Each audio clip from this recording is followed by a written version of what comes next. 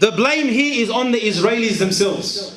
They are the invaders, they are the oppressors, they are the colonizers. Don't blame a people who you have bullied for almost 100 years. And when they have had enough, they fight back using your very same tactics. And what a happy sight it was to see that the Muslims of Palestine were finally happy. And the Muslims around the world felt comfort in this.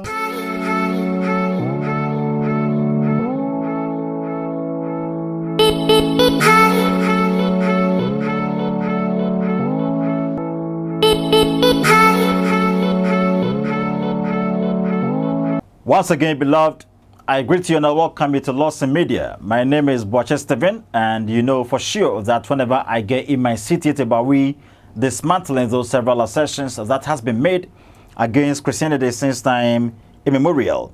Well, I actually got this from Sky News. I'll be getting me Sky News com AU from TikTok. Well, I always tell you about the jihadism in Islam.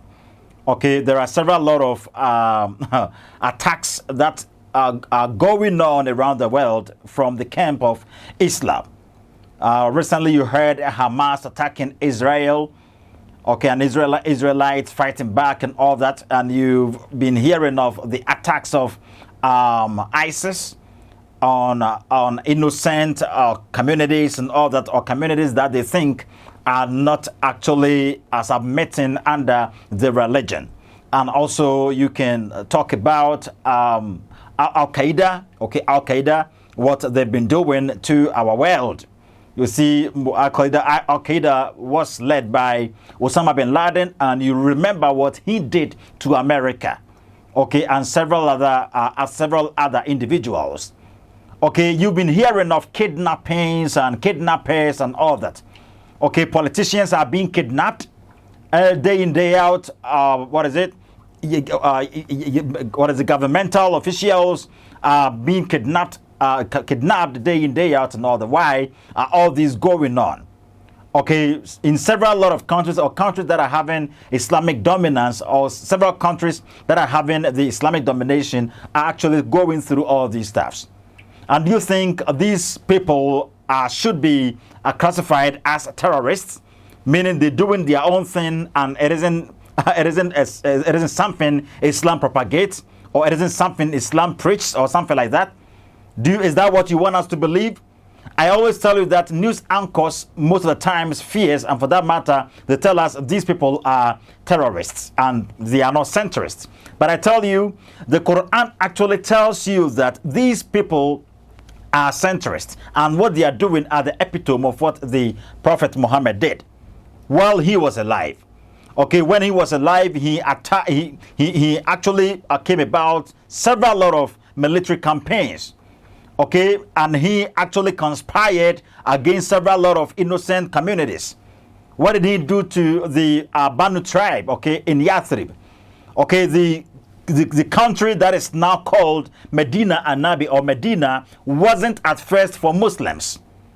It wasn't a country, or it wasn't a country established by Muhammad. It was a country, or it was a settlement. It was a settlement for the Jews. Okay, there were 3 Jews settling there. That is Banu Kanuka, Banu Nador, Banu Kureza. Okay, these were the Jews settling there. They were. It was a community with forts and all that. But Muhammad, when he had introduced this religion to the Arabian Peninsula, or to the Meccans, they didn't accept him. They didn't accept the religion because he was trying to tell them they should abnegate, or they should abhor all the other gods and embrace that which he was taking out. That is Allah, because Allah was well known to them. They knew Allah was one of their gods. I'll be getting with me. So when Muhammad went or fled to Yathrib, there the Jews actually welcomed him and they saved him from being put to death. But when he began knowing people, when he began making friends and all that, influencing people underground, seriously, he began to force the Banu tribe, or the leaders, to just accept his religion. And he was actually trying to force himself into the Bible, and they told him, no, it is never true. You are never, there isn't iota of prophecy in our Bible about you. So he rose against them. He rose the sword against them, and he conquered them, and surely took some for slaves and all that. He killed their men and all that. Okay, and later on changed the name of the city or of the state to what is it, Medina, and now the city of the prophet. Okay, meanwhile it was already called Yathrib. You understand? So that's exactly what's going on today. Well, you're going to watch this program, and this is reality. I'll be getting with me. I said I got it from Sky News, and I actually took it from TikTok, right? Well, it's an Islamic preacher, okay? It's an Islamic preacher telling, I think, the Australians what they need to do, telling the Muslims, or his fellow Muslims, or his fellow inmates what they need to do. Okay, he's telling them to keep on with jihad. They need to militate against all infidels. Anybody that rises against Islam, they shouldn't tolerate that person. Okay, they shouldn't tolerate that person, because that's what the Quran says. That's what the Quran tells a Muslim to do.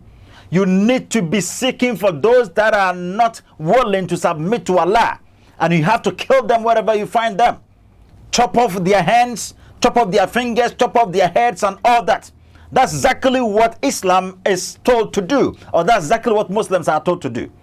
So if whenever you hear what's going on in Nigeria, Boko Haram attacking innocent students or Christian schools and all that, or politicians and all that, or Christian leaders and all that, seriously, you may think they are terrorists. No, they are centrists. They're doing what actually Muhammad would do if he was alive. Do you understand? So if you hear of suicide bombings, subway bombings and all that, and you think it's terrorists, people doing something to defame Islam, it is never true. You're not experiencing this in Ghana all because Islam is not dominated over here. And I mourn for those preachers, or those of you who think what I'm doing over here is just for fame. Or those of you who think what I'm doing over here is just that I want to disregard Muslims, or I want to fight Muslims, or I disrespect. No. That isn't it. But I'm praying it never happens to Ghana. But if it happens here in the country, it's there. You ever going to say, oh, Brother Stephen said this? Seriously, you've not experienced that before. That is why sometimes you mess around with the messages we are giving you over here. You have to take them seriously. The politicians, the presidents, and all that, the ministers within the country, you have to take it into great consideration. You have to be very careful. Don't be reluctant as Christians to enter into politics. Don't leave everything ajar to Muslims. I'm not talking about the individual persons in the religion. I'm talking about the religion itself. Okay, the religion tells the Muslims that they cannot lay down Sharia, the Islamic State law. Okay, they cannot lay down the Sharia for the secular law. They call it secular law.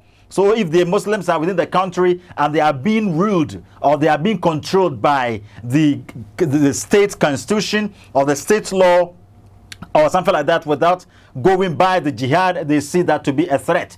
And they have to do or try their possible best to let it out to introduce, Sharia. Well, you've not experienced that before, so maybe you understand. But the countries that are experiencing this will actually serve as a great example to you. Don't let it happen to you before you take a decision, and that time it would be very late. Quick break, and we're returning.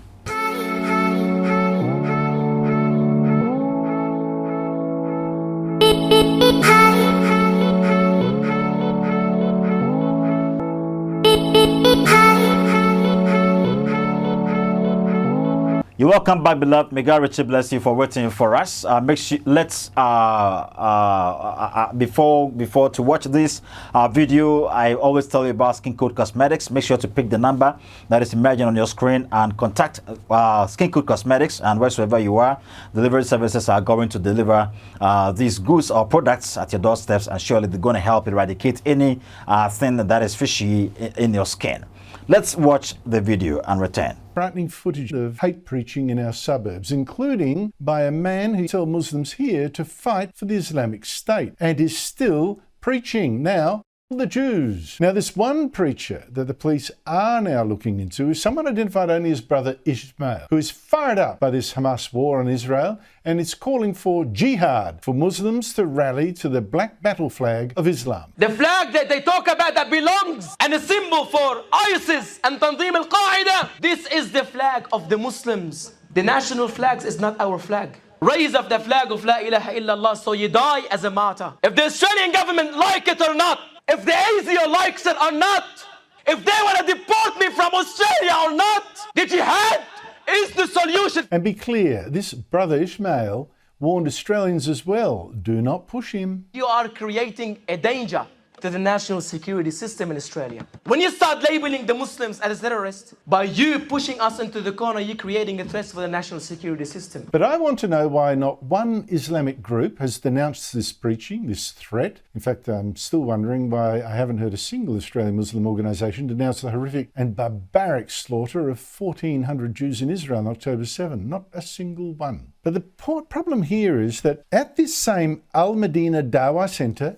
in Sydney, there was actually a celebration by another speaker, a preacher called Abu u.s.a, who used to tell Australians to go fight for the Islamic State, which, as you know, is another incredibly violent Islamist group. The blame here is on the Israelis themselves. They are the invaders, they are the oppressors, they are the colonizers. Don't blame a people who you have bullied for almost 100 years. And when they have had enough, they fight back using your very same tactics. And what a happy sight it was to see that the Muslims of Palestine were finally happy. And the Muslims around the world felt comfort in this. Oh, finally happy at the slaughter. And Abu u.s.a had a warning to Jews. And he cited a passage in the sacred Islamic hadith that says, kill them. To the invading Jews we say, by Allah, the day you will be kicked out of Palestine is coming. A day when the stones and the trees will speak and say, oh Muslim, there is a Jew behind me, come and kill him. Now, all this is being openly preached at a Sydney Islamic centre, and one that runs a Saturday school for the kids. And again, here is that preacher sharing his utter hatred of the Jews, referring to those now fighting the terrorists of Gaza. Our brothers and sisters in Gaza are being killed, annihilated by the descendants of apes and monkeys, of swine and monkeys. So, beloved, you see, so this is Sky News, Australian Sky News, okay? They're actually telling you what's going on underground. Yes, Muslims meet up to speak to themselves. They tell themselves on how to overtake the world. That's exactly what Muhammad would do if he was alive and he had wanted to conquer the whole world. He had wanted for Islam to spread across the globe, okay, without any resistance. So anything that rises up to resist or to militate against or stand the way of Islam, in that thing must be avoided. That's why I always tell you that the Islamic martyr will tell you, you will die for what I believe, and the Christian martyr says, I will die for what I believe. But most especially, most of the time, people pinpoints or points hands at the Crusaders. I'll be get to with me, but I always tell you that the Crusaders, those so-called Christians from Western Europe, weren't Christians. Okay, they were charlatans, they were flim-flam men, they were religious imposters, okay, they were con artists, they were not Christians, because if you go to the Bible, most especially if you read Matthew chapter 5 verse 43 through 48, the Bible tells Christians to love our enemies. Okay, if anybody decides to hate you, yeah, just love them. Okay, love them and don't hate them back. I'll be get to him. That's exactly what the Bible says. Yes, so hating the Christian doesn't mean he should also hate you back. Though he can advise himself, they can advise themselves, they can just move on with their way, but it doesn't mean they should hate you. I'll be get to me. If they haven't and you ask, and yes, they can give you, but they can just, Christians are to be wise. Do you understand? You just have to be wise. But it doesn't mean it should be loggerheads with anybody. Just be wise. Just be vigilant in wheresoever or wheresoever you may find yourself. Well, so we ended it up here, and that's exactly what the Quran teaches, and also the Islamic book teaches. Okay, if you go to Quran chapter 5, verse number 51, that's Surah Al-Ma'idah, ayah 51, the Quran actually says that if you're a Muslim, you shouldn't take a Christian as a friend. Do you understand? Muslims are not allowed to be friends with Christians. That's actually what's stipulated in the Quran. Why? Because you are not a Muslim. And the only way they can take you as a friend or as a brother would be that you have become a Muslim. And also, if you go to Surah At-Tawbah 29, excuse me, that is Quran chapter 9, verse 29, the Quran actually tells the Muslims that he should find you wheresoever you are. Wheresoever you may hide, they should find you and kill you because you don't want to become a Muslim. Well, we ended up here. A word to the wise is in the north. That's what people say. But the word to the wise is enough. That is it. I know you're going to be reasoning about this. That is exactly what's from Sky News Australia. That's what a jihadist is telling his adherents or his fellow Muslims. Think about this. If you are Ghanaian, think about this. If you are a Kenyan, think about this. If you are in anywhere around the world. Bye bye.